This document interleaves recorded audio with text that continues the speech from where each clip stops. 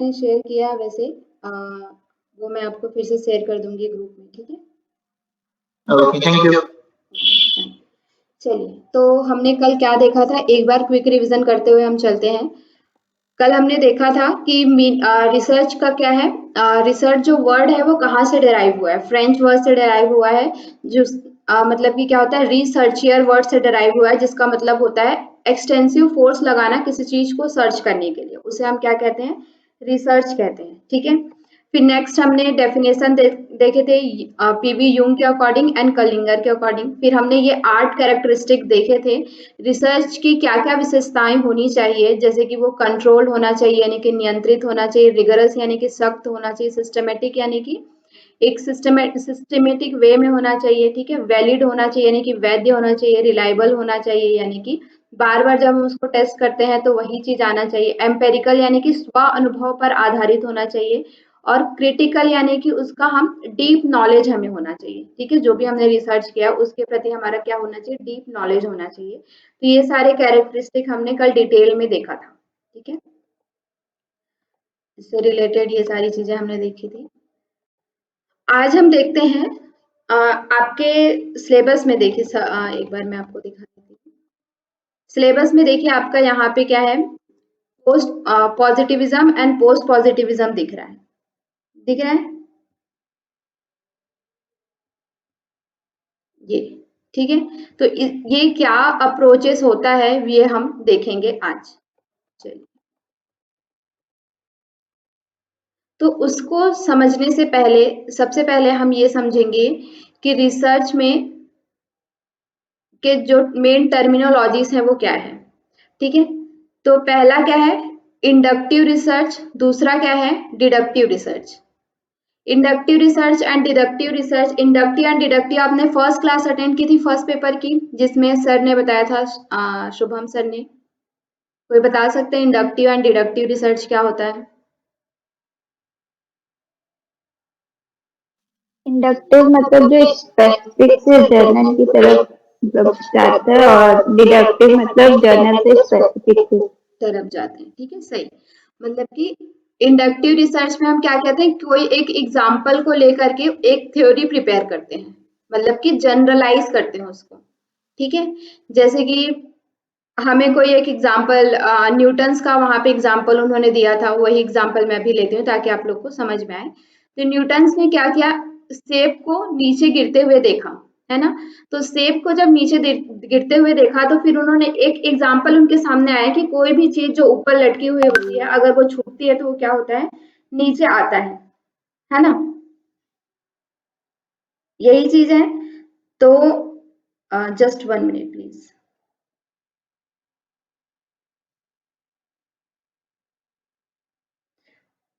हाँ, तो यही चीज क्या हुआ, मतलब कि जब हम इंडक्टिव में क्या होता है कि एक एग्जाम्पल को लेकर के हम क्या करते हैं, उसको बार बार वेरीफाई करते हैं। अब एक एग्जाम्पल उनको पता चला कि सेब नीचे गिर रहा है, फिर उन्होंने क्या किया होगा, बहुत सारे ऐसे एग्जाम्पल देखे होंगे, पत्थर को गिरा के देखा होगा, पेज गिरा के देखा होगा, और भी बहुत सारी चीजें देखी होंगी।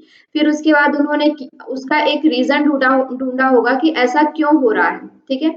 तो फिर ये सारे एक्सपेरिमेंट करने के बाद उन्होंने क्या बनाया कि थ्योरी एक बनाया कि जो भी चीज ऊपर होती है, ऊपर से हमेशा क्या होती है, नीचे की तरफ गिरती है ड्यू टू ग्रेविटी, ठीक है। तो हम एक एग्जाम्पल से, एक स्पेसिफिक चीज से हम उसे क्या किया, जनरलाइज किया, तो वो क्या है, इंडक्टिव हो गया, इंडक्टिव अप्रोच हुआ, रिसर्च का एक क्या हुआ, इंडक्टिव अप्रोच हुआ। जनरली हम आजकल क्या कर रहे हैं, इंडक्टिव अप्रोच करते हैं या फिर डिडक्टिव अप्रोच करते हैं। अभी हम इंडक्टिव, दोनों ही अप्रोच करते हैं, ऐसा नहीं है कि हम इंडक्टिव ही कर रहे हैं या फिर डिडक्टिव कर रहे हैं, ठीक है।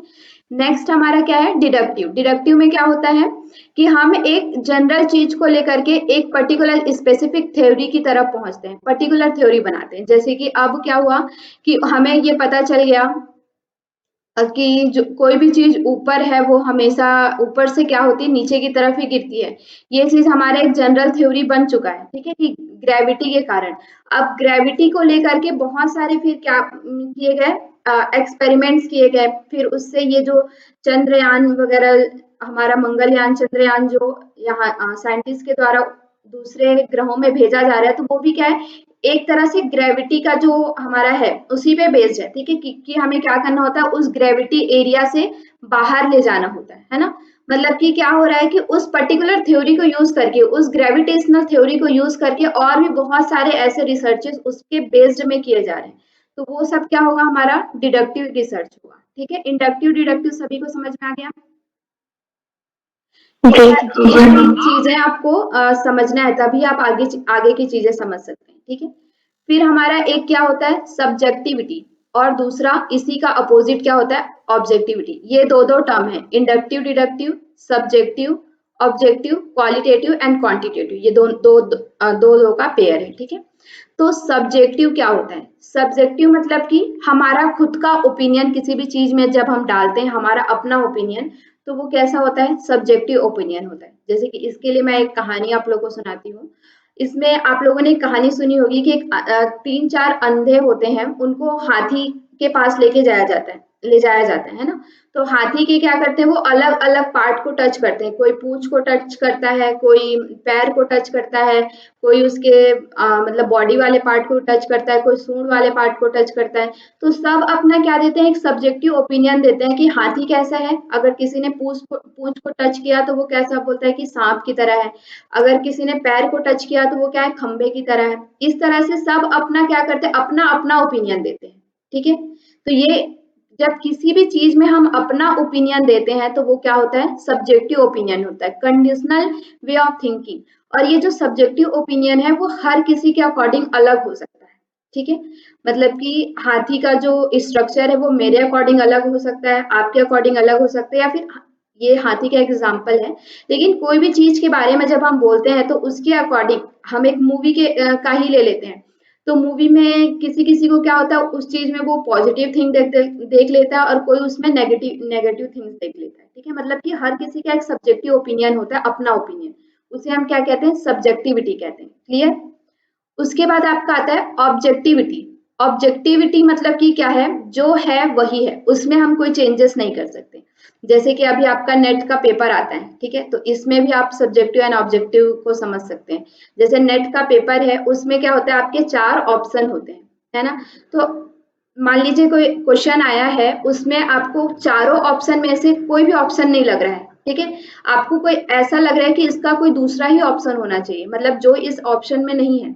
लेकिन फिर भी हम उसको क्या करते हैं, उन चारों क्योंकि हम अब वहां पे अपना ऑप्शन तो लिख नहीं सकते कि ये चारों में से कोई नहीं होगा, एक अलग ऑप्शन होगा। अगर जब आप इस तरह से करेंगे तो वो क्या होगा, सब्जेक्टिव ओपिनियन होगा। लेकिन आपको पता है कि हमें उन 4 में से ही चूज करना है, तो हम उसमें से किसी भी एक नियर टू रियलिटी या नियर टू करेक्ट आंसर की तरफ हम क्या कर लेते हैं, चूज कर लेते हैं। तो वो क्या है, ऑब्जेक्टिविटी है। समझ में आया सब्जेक्टिविटी एंड ऑब्जेक्टिविटी में, मतलब दोनों टर्मिनोलॉजी, जी मैम। ठीक है। मतलब कि ऑब्जेक्टिव सब्जेक्टिव यानी कि अपना ओपिनियन, ऑब्जेक्टिव यानी कि जो है उसी में से हमें चूज करना है। जैसे हम क्वेश्चन आयर वगैरह भी आप लोगों ने भरा होगा कभी, जो साइकोलॉजी वगैरह में क्वेश्चन आयर भरवाया जाता है, तो उसमें क्या रहता है कि कुछ ऑप्शन दिया रहता है, नहीं, हाँ, इनमें से कुछ हद तक ऐसे कुछ अलग अलग ऑप्शन दिए रहते हैं। आपको उनमें से लगता है कि नहीं होगा, इसके अलावा भी कुछ और होना चाहिए, फिर भी हम उनमें से ही ऑप्शन हमें चूज करना होता है। तो ये हमारा ऑब्जेक्टिविटी हो गया, ठीक है। सब्जेक्टिविटी यानी कि आपको एक लाइन दे दिया, उसमें अपने अकॉर्डिंग आंसर लिखिए, तो ये आपका सब्जेक्टिव। नेक्स्ट आपका क्या है, क्वालिटेटिव एंड क्वांटिटेटिव, ठीक है। क्वालिटेटिव को क्या बोलते हैं, गुणात्मक यानी कि गुण के आधार पर, और क्वांटिटेटिव को क्या बोलते हैं, मात्रात्मक यानी कि जिसको हम मेजर कर सकते हैं। तो क्वालिटेटिव एंड क्वांटिटेटिव में हम कैसे, जैसे कि हम इसके लिए एक एग्जांपल छोटा सा है, आपके कोई फ्रेंड है, ठीक है, मतलब 2-3 आपके फ्रेंड हैं, तो हम उनके साथ कहते हैं कि ये मेरा बेस्ट फ्रेंड है, ये मेरा अच्छा फ्रेंड है, ठीक है, 2-3 फ्रेंड है आपके। लेकिन क्या हम उनको ये कह सकते हैं क्या कि ये जो फ्रेंड है वो मुझसे मेरे लिए 1 किलो मतलब कि काम करता है, ये फ्रेंड है वो मेरे लिए 2 किलो काम करता है, या फिर ये फ्रेंड है मेरे लिए 1 मिलीलीटर काम करता है। इस तरह से हम उसके क्वांटिटी में मेजर नहीं कर सकते, किसी भी जो हमारे मतलब कि क्वालिटी वाली चीजें होती हैं उनको हम क्वांटिटी वाइज हम उसको नहीं बता सकते। जैसे कि माँ का प्यार है, ठीक है, तो माँ का प्यार क्या होता है कि हर सबकी माँ एक दूसरे से प्यार मतलब अपने बच्चों से प्यार करते हैं, लेकिन अपने माँ के प्यार को ये डिफाइन कर सकते हैं क्या कि ये 500 किलो प्यार करते हैं हमसे, या फिर इसकी माँ 200 किलो प्यार करती है। मतलब कि उस तरह से हम जिसको क्वांटिटी में डिफाइन नहीं कर सकते, वो उसको हम किस तरह से क्वालिटी, अच्छा, बहुत अच्छा, या फिर बुरा, बहुत बुरा, इस तरह से जब हम क्वालिटी में मेजर करते हैं तो उसे हम क्या कहते हैं, क्वालिटेटिव कहते हैं, ठीक है। क्वांटिटेटिव यानी कि जिसको हम क्वांटिटी में मेजर कर सकते हैं, जैसे दूध है, पानी है, कोई चीज है, उसे हम क्या कर सकते हैं, क्वांटिटी में मेजर कर सकते हैं, तो वो क्या हो गया, क्वांटिटेटिव हो गया। ये 6 टर्म आपको समझ में आए, inductive, deductive, subjective, objective, qualitative and quantitative. Clear है सभी को? जी मैम। जी मैम। ठीक है। हाँ, अगर आप लोगों को कहीं भी कोई दिक्कत आए बीच में तो आप लोग पूछ लीजिएगा। अब इसी पर बेस्ड है हमारा क्या,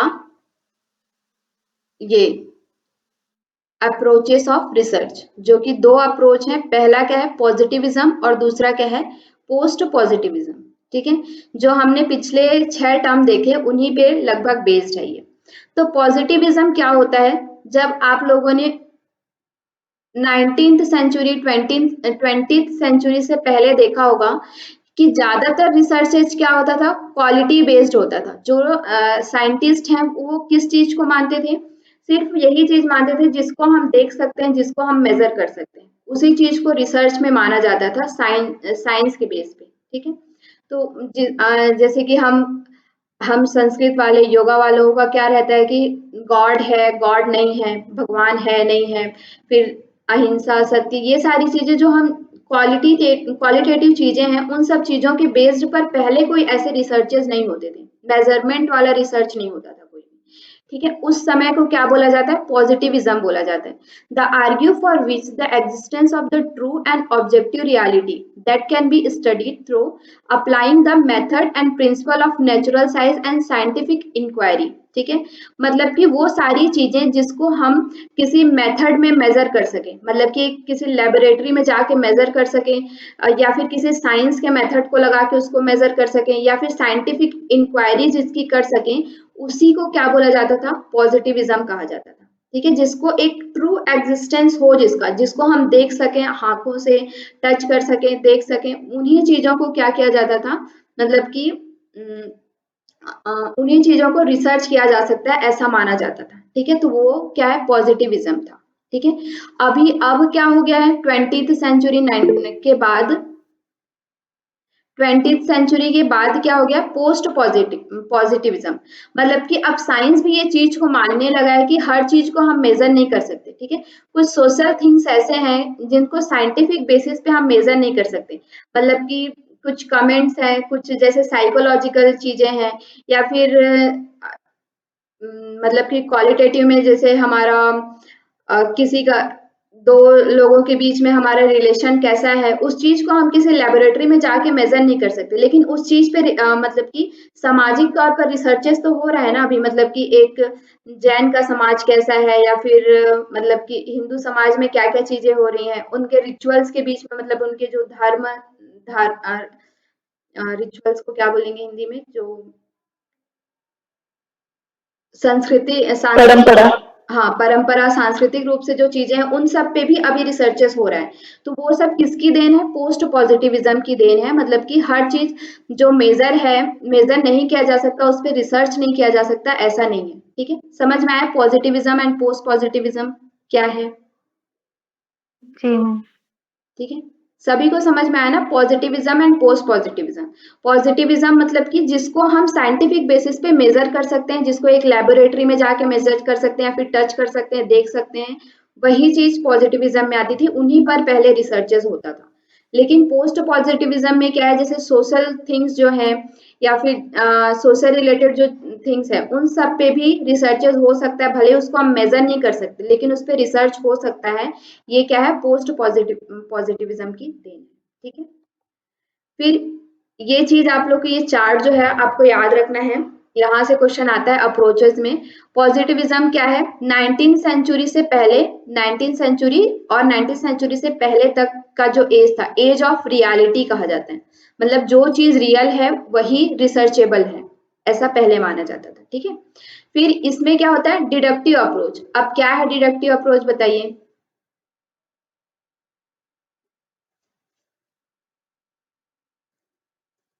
जो कि हम किसे? जनरल से स्पेसिफिक किया। स्पेसिफिक की ओर। ठीक है, मतलब कि एक जनरल थ्योरी हमारे पास रहती थी, उसी से हम क्या करते थे और स्पेसिफिक थ्योरीज बनाते जाते थे। ठीक है, फिर आपका क्या है? क्वांटिटेटिव। क्वांटिटेटिव यानी कि मात्रा मात्रात्मक। मात्रात्मक, यानी कि जिसको हम लेबोरेटरी में या फिर किसी बेसिस पे मेजर कर सकें, वही चीज क्या होती थी? पॉजिटिविज्म में आती थी। और तीसरा क्या है? ऑब्जेक्टिव, यानी कि ऑब्जेक्टिविटी। ऑब्जेक्टिविटी क्या है? जो एग्जैक्ट मैच करता हो।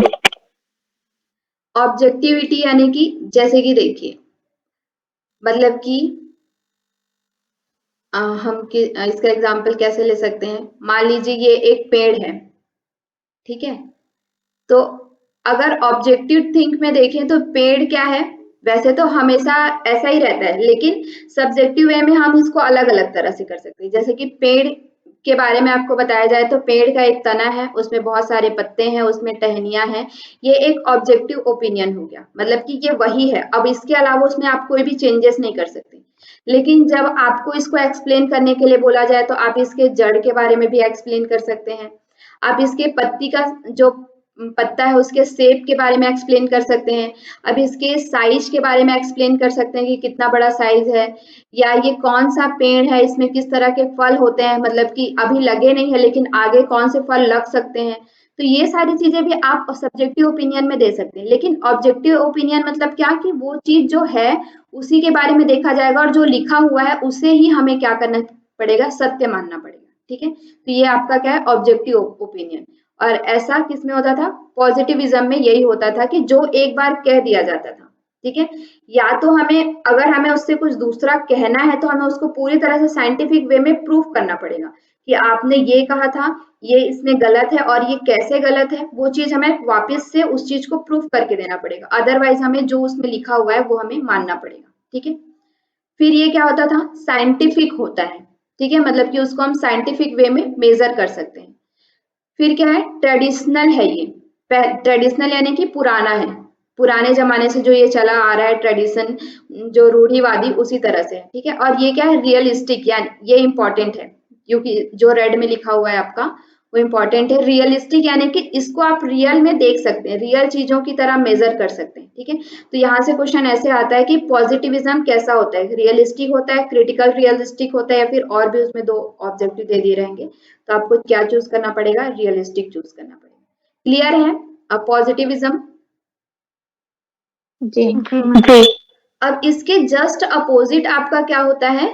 पोस्ट पॉजिटिविज्म होता है। ठीक है, 19th सेंचुरी के बाद जो 20th सेंचुरी है, 20वीं सदी में क्या आ गया? पोस्ट पॉजिटिविज्म आ गया, जिसमें ये भी बोला गया कि इंडक्टिव रिसर्च होता है इसमें, मतलब कि हम एक एग्जाम्पल से थ्योरी की तरफ भी जा सकते हैं। ठीक है, और ये क्वालिटेटिव भी होता है। ठीक है, मतलब कि इसमें हम क्वालिटी वाली चीजें भी मेजर कर सकते हैं।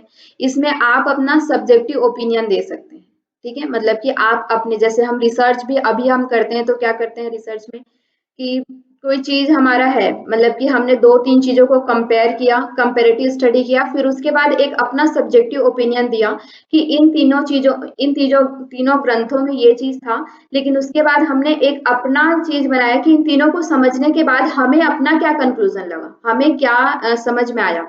तो वो चीज आप एक रिसर्च में अभी एक सब्जेक्टिव ओपिनियन के वे में भी दे सकते हैं। ठीक है, क्रिटिकल एनालिसिस जिसे हम कहते हैं। फिर इंटरप्रिटेटिव होता है, मतलब कि ये साइंटिफिक यानी कि क्या है? एक मेजरेबल है, लेकिन ये इंटरप्रिटेट करना यानी कि दो चीजों को कंपेयर करके उसको अपना एक इंटरप्रिटेशन देना। ठीक है, मतलब कि अपना सब्जेक्टिव ओपिनियन देना।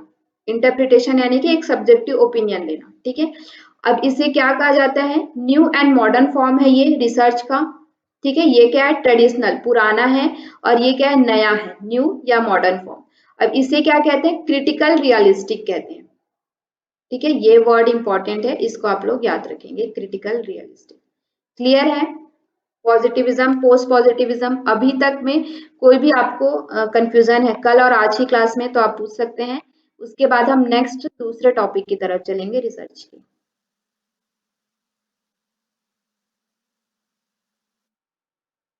All clear?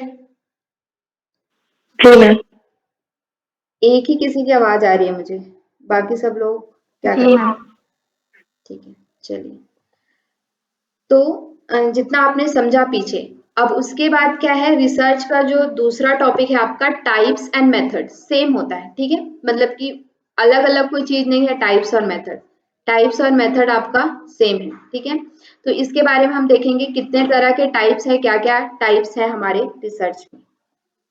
चलिए, अब टाइप्स ऑफ रिसर्च में 3 तरह के व्यू पॉइंट आता है, ठीक है। एक क्या है, एप्लीकेशन की व्यू पॉइंट से, दूसरा क्या है, ऑब्जेक्टिव व्यू पॉइंट से, एंड तीसरा क्या है, इंक्वायरी व्यू पॉइंट से, ठीक है।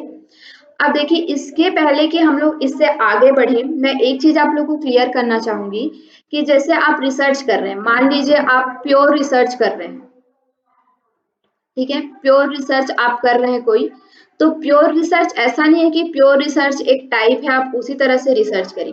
एक रिसर्च जब आप करते हैं तो उसके अंदर बहुत सारे और रिसर्चेस आ जाते हैं, रिसर्च के टाइप आ जाते हैं। जैसे कि हम प्योर रिसर्च करेंगे तो उसमें क्या होगा, एक्सप्लोरेटरी रिसर्च भी आ जाएगा। जब हम प्योर रिसर्च करते रहेंगे तो उस समय एक्सप्लोरेटरी रिसर्च भी आ जाएगा। अब ये प्योर रिसर्च या तो क्वांटिटेटिव हो सकता है या फिर क्वालिटेटिव हो सकता है, ठीक है। तो ये 2 तरह से भी हो सकते हैं। तो मतलब क्या है कि एक रिसर्च के अंदर हमारे बहुत सारी रिसर्चेस इंक्लूड हो जाता है, ठीक है। तो वो चीज हम देखेंगे कैसे इंक्लूड होता है, क्या इंक्लूड होता है, लेकिन उससे पहले हम एक मतलब इसको आप अलग-अलग तरह से, इसको बताने का मतलब यही था कि आप इसको अलग-अलग तरह से नहीं लेंगे। हर रिसर्च एक दूसरे से क्या है, इंटर रिलेटेड है, कोरिलेटेड है, ठीक है। अब देखिए, फर्स्ट हम देखते हैं एप्लीकेशन पॉइंट ऑफ व्यू से। तो एप्लीकेशन पॉइंट ऑफ व्यू से पहला क्या है, प्योर रिसर्च, दूसरा क्या है, अप्लाइड रिसर्च। अब ये कैसे है, एप्लीकेशन, एप्लीकेशन मतलब क्या होता है, उपयोगिता। हाँ, उपयोगिता, ठीक है। मतलब कि हम रिसर्च को किस तरह से उपयोग कर रहे हैं। तो रिसर्च को या तो हम प्योर रिसर्च की तरह यूज कर सकते हैं, मतलब कि कोई नया ही चीज ला के दे सकते हैं।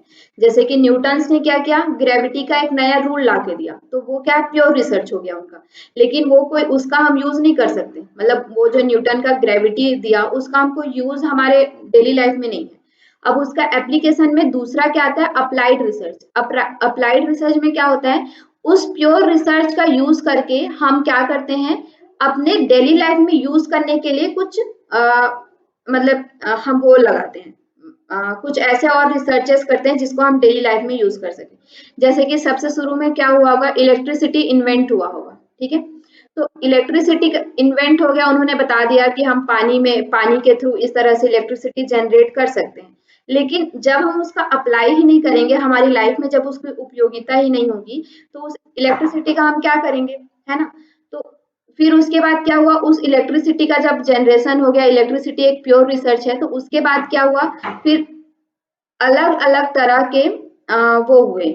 जैसे कि अब इलेक्ट्रिसिटी को यूज करने के लिए पंखा बनाया गया, फ्रिज बनाया गया, एसी बनाया गया, कूलर बनाया गया, मतलब कि बहुत सारे ऐसे एप्लीकेशंस बनाए गए जिसमें इलेक्ट्रिसिटी का यूज करके हम अपने डेली लाइफ को अच्छा बनाने के लिए हम क्या कर सकें, उसको यूज कर सकें। क्लियर है, समझ में आया अप्लाइड एंड प्योर रिसर्च क्या है?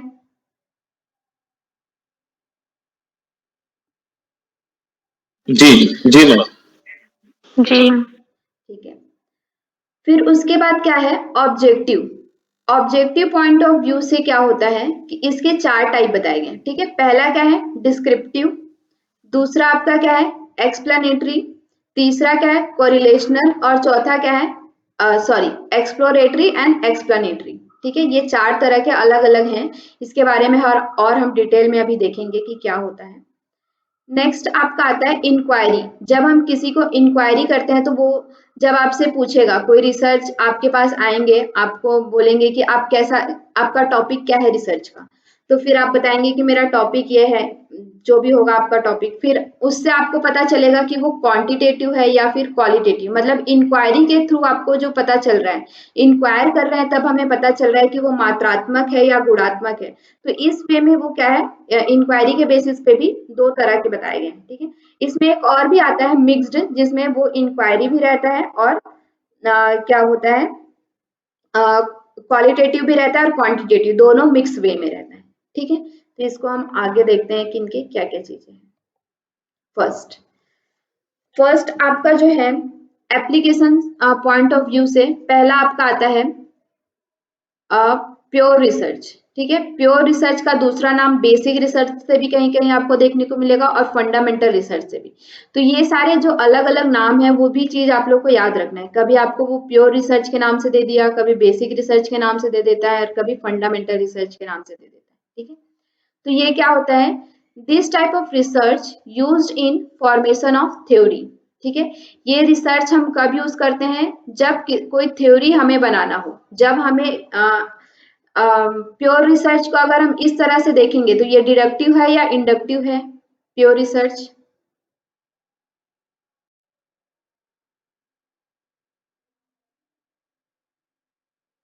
बताइए, प्योर रिसर्च डिडक्टिव है या इंडक्टिव है? इंडक्टिव। डिडक्टिव। इंडक्टिव में क्या होता है? मैम इंडक्टिव में हम लोग प्रोजेक्ट चेंज करते हैं, डिडक्टिव में हम लोग एक जर्नल जो थ्योरी होती है उसको हम मतलब एक स्पेसिफिक एक बुक पे जाते हैं, जर्नल टू स्पेसिफिक थ्योरी। हाँ, तो इंडक्टिव में हम क्या करते हैं, किसी स्पेसिफिक से जनरल की तरफ जाते हैं। तो प्योर रिसर्च में हम क्या कर रहे हैं, प्योर रिसर्च जो है वो क्या है, इंडक्टिव अप्रोच है, जिसमें हम क्या करते हैं, किसी स्पेसिफिक को लेकर के एक जनरल थ्योरी बनाते हैं, सबके लिए जो यूज हो सके ऐसा थ्योरी हम बना के देते हैं, ठीक है। तो ये क्या है, प्योर रिसर्च। प्योर रिसर्च कैसा है, ऐसा क्वेश्चन आ सकता है कि प्योर रिसर्च क्या है, तो प्योर रिसर्च क्या है, इंडक्टिव अप्रोच है, क्लियर है, जिसमें हम क्या करते हैं, कोई थ्योरी डिराइव करते हैं, ठीक है। ये कैसा होता है, थ्योरेटिकल होता है, इसका प्रैक्टिकल कोई एज सच यूज नहीं होता है हमारी लाइफ में। प्योर रिसर्च का हमारी लाइफ में कोई बहुत ज्यादा यूज नहीं होता है, प्रैक्टिकल यूज नहीं होता है, ठीक है। ये एक थ्योरी की तरह आपको बना के दे दिया जाता है कि ये थ्योरी है, अब इसका यूज करके आप आगे कोई भी चीज कर सकते हो, क्लियर है। अब उसके बाद क्या है, आंसर ऑफ हाउ, हाउ का यहाँ पे उत्तर दिया जाता है, मतलब कि इसमें कैसे, ये कैसे हुआ, मतलब इलेक्ट्रिसिटी हम कैसे प्रोड्यूस कर सकते हैं, क्या हुआ, सेब नीचे कैसे गिरा, ठीक है। तो ये हम जो कैसे का उत्तर देते हैं, तो ये चीज किस में आता है, प्योर रिसर्च के अंतर्गत आता है, ठीक है, जिसमें हम कैसे का उत्तर देते हैं, कैसे हुआ ये चीज, है ना। फिर उसके बाद क्या है, new knowledge to existing knowledge. अब इसमें हम क्या करते हैं, वही मतलब कि स्पेसिफिक से जनरल की तरफ हम जाते हैं, ठीक है। न्यू नॉलेज जो रहता है, स्पेसिफिक यानी कि एक न्यू नॉलेज हमें मिला, उससे हम क्या करते हैं, उस नॉलेज को एग्जिस्ट करते हैं, उसको पूरा जनरलाइज की तरफ लेके जाते हैं, ठीक है। फिर for better understanding stand the theory already present, जो थ्योरी प्रेजेंट है उसको और अच्छे से समझने के लिए भी हम इसका यूज करते हैं, ठीक है। ओनली कॉन्सेप्ट होता है, इसमें हम एक कॉन्सेप्ट डिराइव करके देते हैं, इसका वही प्रैक्टिकल यूज हमारी लाइफ में नहीं होता है। मतलब प्योर रिसर्च का एक कॉन्सेप्ट आप बना के देते हैं कि ग्रेविटी का कॉन्सेप्ट बना के दे दिया, इलेक्ट्रिसिटी का कॉन्सेप्ट बना के दे दिया, उसका हमारे लाइफ में यूज इतना नहीं होता है जब तक हम उसे अप्लाई करने के लिए कोई और ऐसे रिसर्चेस नहीं करते हैं तब तक, ठीक है। फिर उसके बाद क्या है, ये थ्योरेटिकल होता है, मतलब कि थ्योरेटिकल यानी कि सैद्धांतिक रूप से हम हमारे मतलब सैद्धांतिक रूप से रहता है, थ्योरी के रूप में रहता है, ठीक है। Basic of the other research, लेकिन क्या है, प्योर रिसर्च ही और दूसरे रिसर्च होने का क्या है, बेस है, ठीक है। जब तक प्योर रिसर्च नहीं रहेगा हम आगे अप्लाइड रिसर्च कर ही नहीं सकते, मतलब कि जब तक हमें ग्रेविटी की थ्योरी ही नहीं पता रहेगी तो हम ग्रेविटी से रिलेटेड और चीजें नहीं कर सकते, जब तक हमें इलेक्ट्रिसिटी क्या है उसको प्रोड्यूस कैसे करते हैं यही नहीं पता रहेगा तो हम, हमारे घर में बिजली है, पंखा है, उन सबका कोई यूज नहीं है, अप्लाई नहीं है, ठीक है।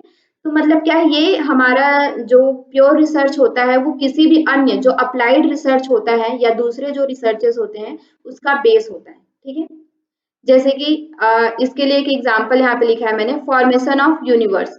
तो हम अभी भी इस पे यूनिवर्स का फॉर्मेशन कैसे हुआ, उसमें क्या क्या एक्सपेंडेशन हो रहा है, उस चीज का रिसर्च अभी भी चल रहा है। वो चीज ऑलरेडी एग्जिस्ट है, यूनिवर्स हमारे मतलब कि ब्रह्मांड जो है वो एग्जिस्ट है, लेकिन वो कैसे हुआ, कब हुआ, कहाँ से हुआ, क्या क्या उसमें चेंजेस हुए, वो सारी चीजों का रिसर्च अभी भी हो रहा है। इसका आप एज सच हम देखें तो हमारे लाइफ में इसका यूज नहीं है। अरे हाँ, इसको हम इस तरह से भी देख सकते हैं कि यूनिवर्स तो अब है ही, अब इसके बारे में हम रिसर्च करके क्या करेंगे, जान के क्या करेंगे कि ब्रह्मांड कब उत्पन्न हुआ, कैसे उत्पन्न हुआ, क्यों उत्पन्न हुआ, मतलब उसमें क्या क्या चीजें, ये सब हम जान के क्या करेंगे, ऐसा भी हम सोच सकते हैं। लेकिन ऐसा नहीं है, हम इसको जानेंगे तभी हम बाकी चीजें और जो मतलब कि ब्रह्मांड में जो हमारे ग्रह नक्षत्र ये सारी चीजें हैं, तो ज्योतिष भी उसी से रिलेटेड है, और भी बहुत सारे जो सूर्य ग्रहण, चंद्र ग्रहण और जो भी चीजें हो रही हैं, तो जब हम इन चीजों को जान रहे हैं, पहले इसके बेसिस प्योर रिसर्च हुआ, तभी हम इस बारे में जान पा रहे हैं। ठीक है, तो इसलिए प्योर रिसर्च जो है वो हमारा क्या है, बेस है। क्लियर हुआ प्योर रिसर्च? प्योर रिसर्च में कोई कंफ्यूजन? जी मैम। अच्छा, कंफ्यूजन नहीं है, क्योंकि देखिए मतलब ये सारा क्या है, आपका रिसर्च का बेस बन रहा है। ठीक है, अगर इसमें आप लोगों को कभी कहीं भी बीच में कोई कंफ्यूजन आ रहा है तो आप लोग पूछ सकते हैं, क्योंकि आगे जब आप प्योर एंड अप्लाइड रिसर्च को नहीं समझेंगे तो आगे के रिसर्च समझने में आपको डिफिकल्टी होगी। ठीक है, फिर नेक्स्ट हम देखते हैं, इसी पॉइंट ऑफ व्यू में हमारा दूसरा आता है एक अप्लाइड रिसर्च। ठीक है, तो अप्लाइड रिसर्च में क्या है हमारा, practical implementation of science, application of theory formed pure in pure research. ठीक है, मतलब कि इसमें हम क्या करते हैं, जो भी हमने प्योर रिसर्च में एक थ्योरी बनाई है या एक थ्योरी दिया है, कॉन्सेप्ट दिया है, उसका यूज करके हम क्या कर सकते हैं, उसका इम्प्लीमेंटेशन करते हैं, उसको अपनी डेली लाइफ के यूज के लिए हम अप्लाई करते हैं या एप्लीकेशन करते हैं जो भी हमने प्योर रिसर्च में बनाया है। ठीक है, ये हमारा अप्लाइड रिसर्च होता है। अब इसमें किस चीज का आंसर देता है, वाई का। प्योर रिसर्च में किसका आंसर देता है, हाउ का। हाउ का। ठीक है, मतलब कैसे। अब इसमें क्या रिसर्च क्या देता है, क्यों, क्यों मतलब कैसे, कोई समझा सकते हैं यहाँ पे क्यों का रिसर्च कैसे आ रहा है? मैम ये डिडक्टिव है। डिडक्टिव है, और क्यों इसलिए कि अब जैसे क्यों हुआ ऐसा, मतलब कि उन्होंने बता दिया कि सेब नीचे गिरता है, लेकिन क्यों हुआ ऐसा, क्योंकि ग्रेविटी के कारण हुआ। फिर उसके बाद जैसे इलेक्ट्रिसिटी जब हमने बनाया तो ये कैसे बना, उसमें क्या चीजें थी, मतलब जैसे हम लोग अभी होता है कि पानी से इलेक्ट्रिसिटी जनरेट होता है, तो वो क्यों होता है, उसमें क्या ऐसी चीजें हैं, उसमें मतलब आयंस है, क्या चीजें हैं, उसमें क्या चीज रिएक्शन होता है, तो हम मतलब इलेक्ट्रिसिटी जनरेट कर पा रहे हैं। ठीक है, तो वो जो क्यों की चीजें हैं, या फिर हम योग से रिलेटेड अगर एग्जांपल देखें तो हमने जैसे कल एक देखा था कि सूर्य नमस्कार से ओबेसिटी कम होती है। तो इसमें हम अप्लाइड रिसर्च में हम उसका इसका भी आंसर देते हैं कि क्यों होता है ऐसा, ऐसे क्या फिजियोलॉजिकल चेंजेस हमारे बॉडी में होता है सूर्य नमस्कार करने के दौरान, जिससे हमारी ओबेसिटी कम हो जाती है। ठीक है, तो ये क्यों का जो आंसर है वो किससे हमें मिलता है, अप्लाइड रिसर्च के थ्रू मिलता है। ठीक है, finding of this research are immediate benefit. जैसे कि हमने प्योर रिसर्च में क्या देखा था, उसका कोई एज सच हमारी लाइफ में प्रैक्टिकल इम्प्लीमेंटेशन नहीं है, प्रैक्टिकल बेनिफिट नहीं है। लेकिन जब हम अप्लाइड रिसर्च करते हैं तो उसका हमारी लाइफ में जो भी हमारी फाइंडिंग आता है, उसका क्या होता है, इमीडिएट बेनिफिट होता है, मतलब कि हम उसको यूज करके हमारे लाइफ में बेनिफिट ले सकते हैं। ठीक है, तो ये हमारे अप्लाइड रिसर्च का क्या कैरेक्टरिस्टिक भी है। और ये जो अप्लाइड रिसर्च है वो क्या है, प्रॉब्लम सॉल्विंग अप्रोच होता है। मतलब जो भी आजकल रिसर्चेस हो रहा है बेसिकली, जैसे हम सोशल साइंस के थ्रू देखें या फिर हमारे मार्केटिंग मैनेजमेंट वगैरह में जो रिसर्चेस हो रहा है कि कौन सा प्रोडक्ट यूज हो रहा है, कौन सा प्रोडक्ट यूज नहीं हो रहा है, ये सारी चीजें हम देखते हैं। या फिर सोशल साइंसेज में योगा भी हमारे ह्यूमैनिटी एंड सोशल साइंसेज में आता है, तो उसमें क्या होता है कि अभी बेसिकली योगा में जब आप देखेंगे तो योगा में किस टाइप के रिसर्चेस हो रहे हैं, थेरेपेटिक रिसर्च हो रहा है। ठीक है, मतलब कि कौन से आसन करेंगे तो कौन सा डिजीज पे इफेक्ट पड़ेगा, किस तरह के हमारे मतलब होलिस्टिक डेवलपमेंट में वो कैसे हेल्पफुल है, क्यों वो हेल्प कर रहा है, ठीक है, मतलब योगा को एज ए इंटीग्रेटिव थेरेपी क्यों ले रहे हैं। तो ये सारी चीजें हमारा क्या है, प्रॉब्लम सॉल्विंग अप्रोच के थ्रू, अप्लाइड रिसर्च के थ्रू यूज हो रहा है, ठीक है। और ये क्या है, एक्शन ओरिएंटल, मतलब कि जो भी हम एक्शन लेते हैं या फिर जो भी हमारे सामने प्रॉब्लम आता है, जैसे कि आपने देखा होगा कि पहले क्या है, इलेक्ट्रिसिटी नहीं था हमारे, मतलब कि कहीं भी इलेक्ट्रिसिटी नहीं था, फिर क्या हुआ, लोगों को लगा कि कब तक हम मोमबत्ती से पढ़ेंगे, कब तक हम दिया जलाएंगे, उसके लिए हमें कुछ ऐसा करना चाहिए कि जिससे मतलब कि बिना मोमबत्ती बिना दिया जलाए हमें कुछ मिल सके। तो उन्होंने क्या किया, इलेक्ट्रिसिटी खोजा, इलेक्ट्रिसिटी खोज करके फिर उन्होंने बहुत सारे ऐसे बल्ब बनाए, फिर उनको लगा कि हमें पंखा बनाना चाहिए, हमें हवा की जरूरत है, तो उन्होंने क्या किया, हवा बना, मतलब हवा लाने के लिए पंखा बनाया। मतलब ये सब क्या, जब हमारे सामने प्रॉब्लम्स आते गए तो उस प्रॉब्लम को सॉल्व करने के लिए हमने कुछ एक्शन लिया, ठीक है। तो ये क्या है, एक्शन ओरिएंटल होता है, क्लियर है। फिर क्या है, ये real life application of natural sciences, जो भी हमारे पास नेचुरल साइंस अवेलेबल है, जो भी हमारे पास प्योर रिसर्च अवेलेबल है, जो भी हमारे पास कॉन्सेप्ट अवेलेबल है, उसका यूज करके हम रियल लाइफ में उसका हम कैसे एप्लीकेशन कर सकते हैं, क्या उसका अप्लाई करके हम अपने लाइफ को बेटर कर सकते हैं, उसके लिए अप्लाइड रिसर्च में यूज होता है।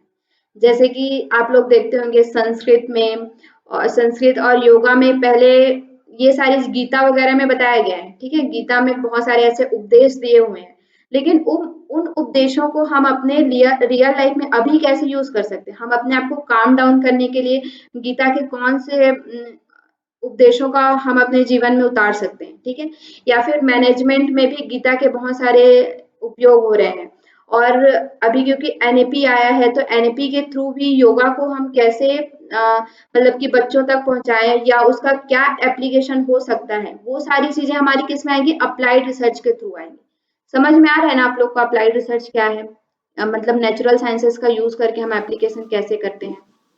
मैम बेसिकली एक ऐसा रिसर्च है कि जो हमारे योग में आ सके, जिसको हम अप्लाई करके प्रॉब्लम जो होती है उनको सॉल्व कर सके। जी जी, हाँ, जो मतलब हमारे पहले के कॉन्सेप्ट बेस्ड हैं, मतलब कि हमें ये बता दिया कि निष्काम कर्म करो, लेकिन अभी कोई निष्काम कर्म नहीं कर सकता, लेकिन उस निष्काम कर्म का कुछ चीज तो हम अपने में अडॉप्ट कर सकते हैं, मतलब कि जो भी हमारे कुछ भी हम आप पहले क्या होता है कि कर्म हम करते हैं तो उसके पीछे हम लगे रहते हैं कि इसका फल ये मिलेगा, इसका फल ये मिलेगा, लेकिन जब हम योगा के थ्रू जाते हैं, ध्यान करते हैं, मेडिटेशन करते हैं, तो क्या होता है, उन चीजों को हम धीरे धीरे अपने मतलब कि अपने आप को काम डाउन करते हैं, पूरा हम इस काम की तरफ नहीं पहुंच सकते, लेकिन उसको हम धीरे धीरे हम अपनी लाइफ में अप्लाई करते हैं, ठीक है। तो वो एप्लीकेशन हुआ, मतलब कि एक नेचुरल साइंस है कि निष्काम कर्म करो, लेकिन उसको हम कैसे अपने लाइफ में अप्लाई करेंगे, ध्यान के थ्रू, प्राणायाम के थ्रू, मेडिटेशन के थ्रू। तो ये सारी चीजें हम जब अप्लाई करने के लिए जो चीज देते हैं, तो वो क्या है, अप्लाइड रिसर्च के अंतर्गत आता है, ठीक है। जैसे अप्लाइड रिसर्च में, और जब हम सोशल साइंस या मार्केटिंग में देखें, तो इसका एक एग्जांपल यहाँ पे है, व्हाई प्रोडक्ट सेल डिक्रीजेज। जैसे कि कोई प्रोडक्ट है, पहले बहुत ज्यादा सेल हो रहा था उसका, लेकिन अभी क्या हुआ, उसका सेल डिक्रीज हो रहा है, तो उसके क्या रीजन है, इसको लेकर के जो मार्केटिंग वाले होते हैं वो क्या करते हैं, रिसर्च करते हैं, ठीक है, कि क्यों इसका डिक्रीज हुआ, क्या ऐसा ही कोई दूसरा प्रोडक्ट आ गया, या फिर ये यूजफुल नहीं है, इसके इंग्रेडिएंट अच्छे नहीं है। इस तरह से वो क्या करते हैं, बहुत सारे ऐसे रिसर्च करते हैं, फिर उसको रिसर्च के दौरान जो भी फाइंडिंग्स उनकी आती है कि मतलब दूसरा ऐसा प्रोडक्ट आ गया, तो वो न्यू प्रोडक्ट लॉन्च करते हैं, फिर उसके इंग्रेडिएंट अच्छे नहीं है, तो उसमें कुछ अच्छा इंग्रेडिएंट लाते हैं, या फिर उसकी मार्केटिंग अच्छी नहीं हो रही है, उसका एडवर्टाइजमेंट अच्छा नहीं हो रहा है, तो उसको एडवर्टाइज करते हैं ताकि लोगों तक वो पहुंचे। तो ये एक अप्लाइड रिसर्च करते हैं, फिर उस पर क्या करते हैं, वो इमीडिएट एक्शन लेते हैं, ठीक है। समझ में आ गया अप्लाइड एंड प्योर रिसर्च सभी को। जी है। जी जी मैम। Yes ma'am. एक थोड़ा सा क्विक हम इसका ये देखते हैं कि अप्लाइड एंड प्योर रिसर्च में क्या है। अप्लाइड रिसर्च जो है वो क्या है, डिडक्टिव इन अप्रोच है, ठीक है, और प्योर रिसर्च क्या है, इंडक्टिव अप्रोच है, ठीक है। प्योर रिसर्च क्या है, थ्योरेटिकल बेस्ड है, कॉन्सेप्चुअल बेस्ड है, जिसमें हम एक कॉन्सेप्ट क्रिएट करते हैं। और अप्लाइड रिसर्च क्या है, उसका प्रैक्टिकल फॉर्म है, इम्प्लीमेंट करते हैं हम उसको, ठीक है। और अप्लाइड प्योर रिसर्च में क्या है, हम एक वो प्रॉब्लम सॉल्विंग नहीं होता है। हम हमारे दिमाग में बस आया कि ये चीज होना चाहिए या ऐसा हो सकता है, तो वो चीज हम उसको ढूंढने के लिए क्या करते हैं, एक थ्योरी बनाने के लिए लग जाते हैं, ठीक है। उसका प्रैक्टिकल लाइफ में कोई यूज नहीं होता है।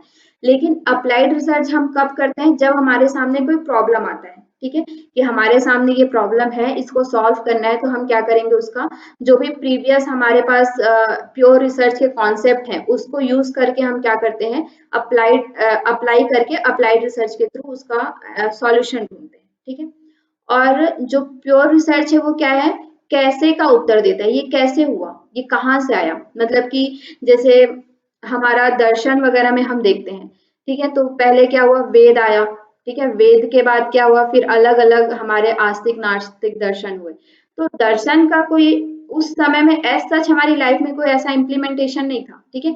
उन्हें बस किसी एक ऋषि को, किसी एक मुनि को बस हुआ कि ये कैसे हो रहा है, मतलब कि हमारे इस प्रकृति में कितने तत्व हैं, ये कहाँ से आया, कैसे आया, बस उनको जानने की इच्छा हुई, सिर्फ उनके मन में जानने की इच्छा हुई उस समय। तो उन्होंने उसको पढ़ा, जाना, समझा, उसके लिए मतलब कार्य कार्य किया, ठीक है। फिर उनका उन्होंने क्या बना दिया, एक डॉक्यूमेंटेशन बना दिया। उसी तरह से अलग अलग फिर उनको पढ़ के उनका क्रिटिसाइज किया, दूसरे ने दूसरा बनाया, मतलब उनको जो समझ में आया। ये एक उस समय में क्या था, एक प्योर रिसर्च था।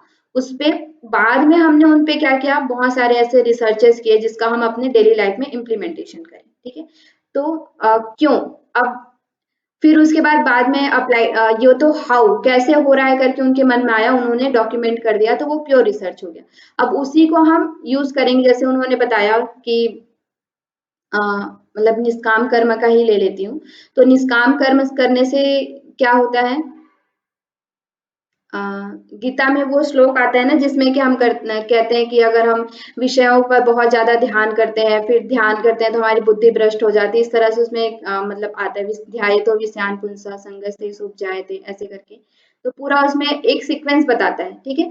तो अब हम उसको योगा के थ्रू जब उसको प्रूव करना चाहें तो क्या करेंगे, ये क्यों हो रहा है, कि जब हम विषयों के प्रति बहुत ज्यादा ध्यान करेंगे तो हमारा माइंड क्या होगा, उसी की तरफ जाएगा, फिर हमारे अंदर क्या होगा, फिजियोलॉजिकल चेंजेस आएंगे। क्या क्या फिजियोलॉजिकल चेंजेस आएंगे, वो चेंजेस क्यों आएंगे, फिर जब वो चेंजेस आएंगे तो हमारे और बॉडी में क्या, जैसे बीपी हाई होगा, क्रोध आएगा तो क्या होगा, बीपी हाई होगा, हमारे जो सिस्टम है वो अच्छे से काम नहीं करेंगे। तो इस तरह से हम उसको क्या है, अप्लाइड रिसर्च के थ्रू उसको क्यों हुआ करके प्रूव किया, ठीक है। समझ में आ रहे हैं ना चीजें, जी कि मैम। क्या है ना। जी मैम। क्योंकि प्योर एंड अप्लाइड रिसर्च समझना बहुत जरूरी है, इसलिए मैं इसमें बहुत टाइम ले रही हूँ, ठीक है। आगे के रिसर्चेस अगर आप ये समझेंगे तो फिर समझ में आ जाएगा, है ना। फिर ये क्या है, एक्शन ओरिएंटल, वही जो हमने कहा कि हमारे सामने प्रॉब्लम आया तो हमने उस पर एक्शन लिया। कैसे एक्शन लिया, जो मतलब कि बेस्ड प्योर रिसर्च में जो कॉन्सेप्ट है, उन्हीं कॉन्सेप्ट को यूज करके, उन्हीं को पढ़ के, उन्हीं का लिटरेचर रिव्यू करके हमने क्या किया, एक रियल लाइफ का उसका इम्प्लीमेंटेशन बनाया, ठीक है। समझ में आ गया यहाँ तक। चलिए, प्योर एंड अप्लाइड रिसर्च। अब एक थोड़ा सा इसको हम लोग देख लेते हैं कि क्या होता है, इसके बाद हम कल देखेंगे। पहला है, ऑब्जेक्टिव पॉइंट ऑफ व्यू को समझने के लिए हमें कुछ टर्मिनोलॉजी समझना पड़ेगा, ठीक है। तो पहला क्या है, पॉपुलेशन। पॉपुलेशन क्या होता है ये हम देखते हैं। तो पॉपुलेशन, जैसे कि हमारे इंडिया का पॉपुलेशन है, तो वो पॉपुलेशन नहीं होता। रिसर्च में पॉपुलेशन क्या होता है, कि जो भी आप रिसर्च कर रहे हैं, मान लीजिए आप किसी मेडिसिन के लिए रिसर्च कर रहे हैं, ठीक है, डायबिटीज के मेडिसिन के लिए रिसर्च कर रहे हैं, कि डायबिटीज का आपको मेडिसिन बनाना है, तो उसके लिए आप कोई रिसर्च करना चाहते हैं।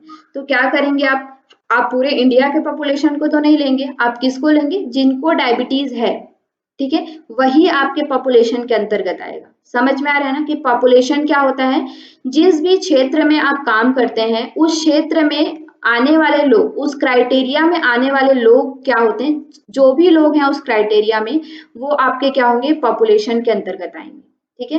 मतलब कि अगर आप डायबिटीज में काम कर रहे हैं तो डायबिटीज के लोग आएंगे। अगर आप 6वीं 7वीं के बच्चों पे काम करना चाहते हैं तो क्या होगा, जितने भी इंडिया में, जितने भी आपके स्टेट में 6वीं और 7वीं के बच्चे होंगे तो वो आपके पॉपुलेशन कहे जाएंगे, ठीक है। समझ में आया पॉपुलेशन क्या है,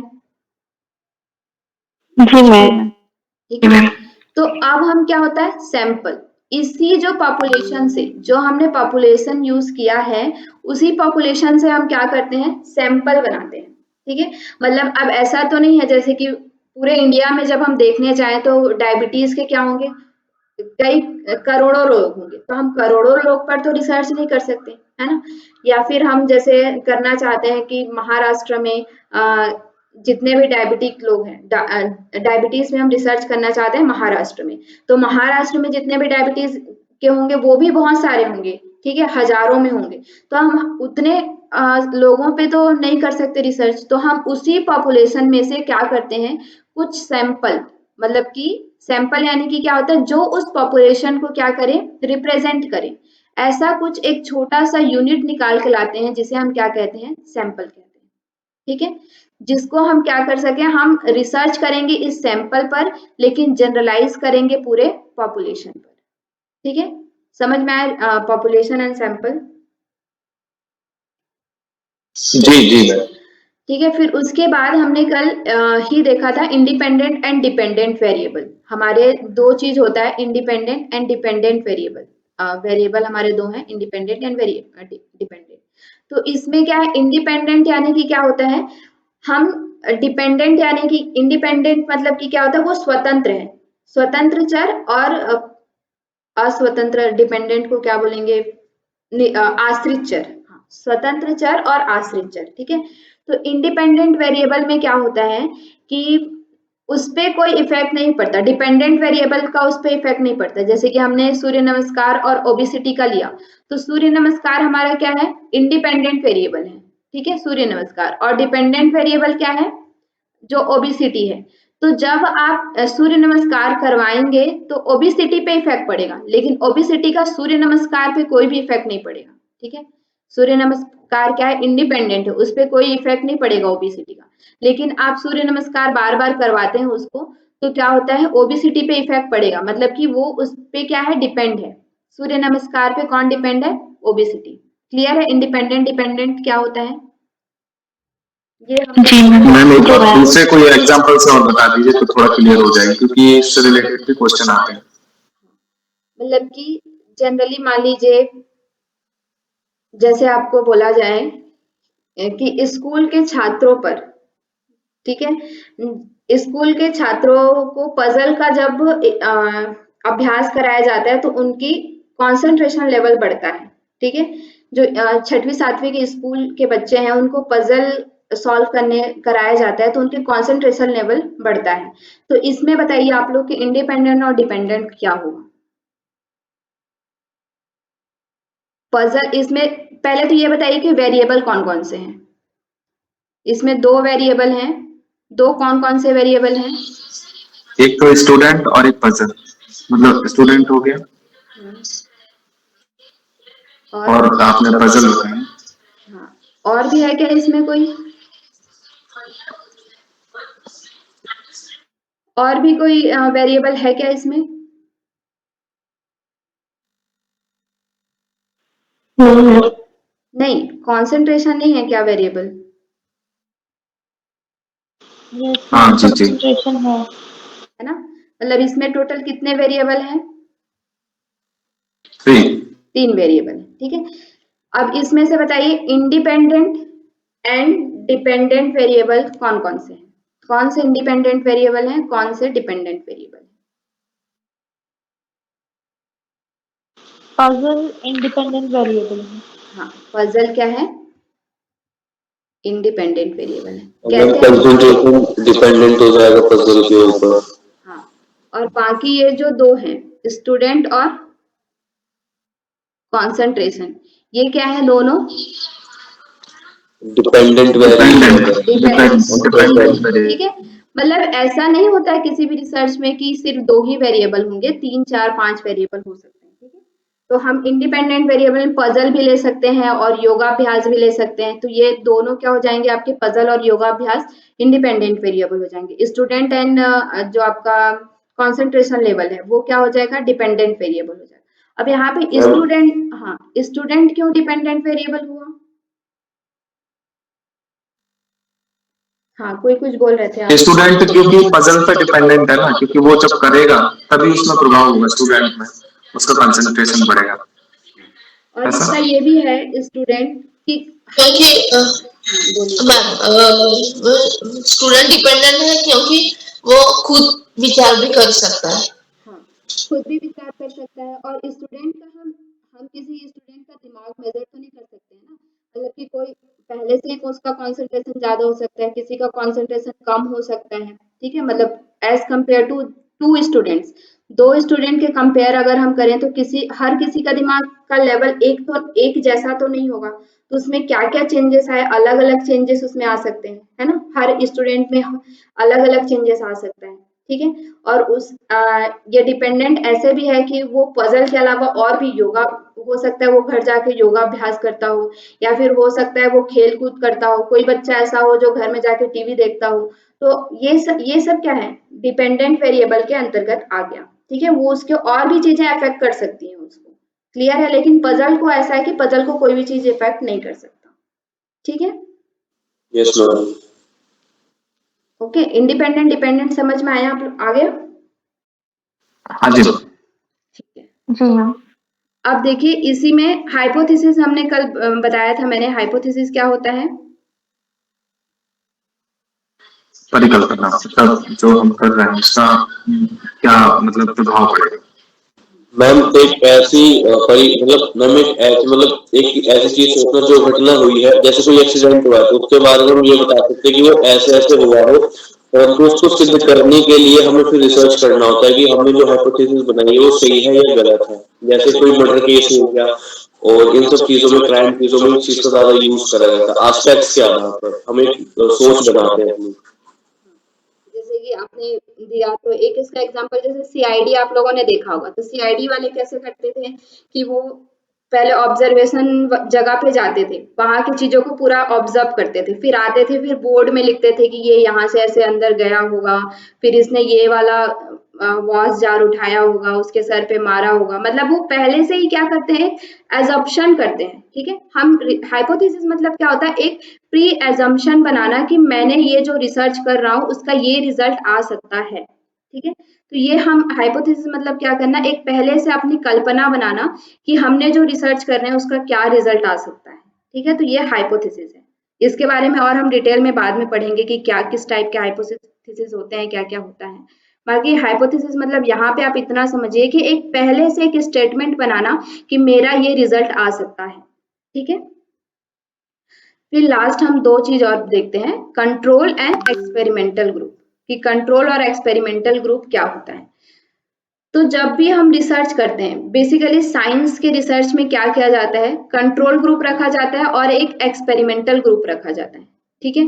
कंट्रोल ग्रुप और एक्सपेरिमेंटल ग्रुप कैसा, कि हम जब ये देखेंगे, मान लीजिए ये जो मैंने अभी लिया स्टूडेंट, पजल एंड कंसंट्रेशन, तो अब हम इसमें कोई दूसरा ग्रुप नहीं रखेंगे जो कंट्रोल, यहाँ पे ही हम इसको कैसे कर सकते हैं कि दो ग्रुप बना सकते हैं, स्टूडेंट के 30 स्टूडेंट का हम दो ग्रुप बना सकते हैं, जिसमें कि पहले वाले 30 जो स्टूडेंट है उनको हम पजल का अभ्यास कराएंगे और दूसरे जो 30 स्टूडेंट हैं उनको हम किसी भी तरह का कोई भी अभ्यास नहीं कराएंगे।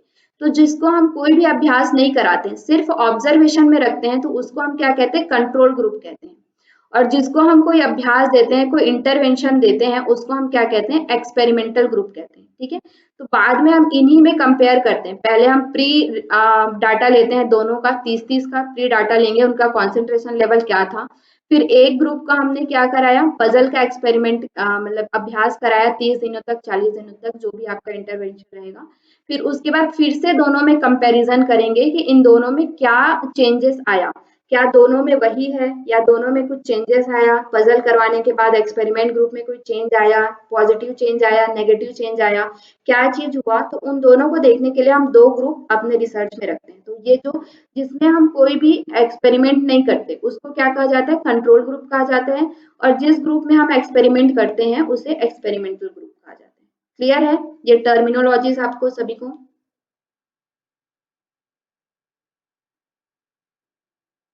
जी मैम। जी जी। Okay fine. तो फिर नेक्स्ट आप इसके बाद का जो है टाइप्स एंड रिसर्च, जो आपका ऑब्जेक्टिव पॉइंट ऑफ व्यू से है वो हम कल देखेंगे, ठीक है। ये पॉइंट्स आप लोग जो